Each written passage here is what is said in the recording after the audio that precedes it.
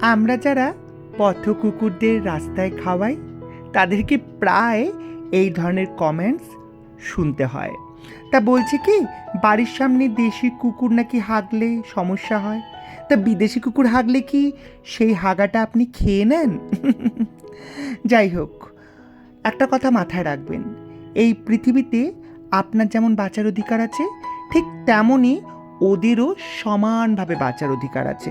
এই পৃথিবীটা আপনার একার নয়, ওদেরও। যদি এতই সমস্যা থাকে আপনার রাস্তার সামনে বা বাড়ির সামনেও হাগছে, তাহলে আপনার বাড়িতে যে পটিটা আছে, শৌচালয়টা আছে, সেখানে নিয়ে গিয়ে ওকে পটি করাবেন। দেখবেন আপনার রাস্তা অপরিষ্কার হবে না, পটি করবে না, কোনো নোংরা থাকবে না। আর যদি সেটাও না পারেন, তাহলে টাকা জমিয়ে একটু শৌচালয় বানিয়ে দিন।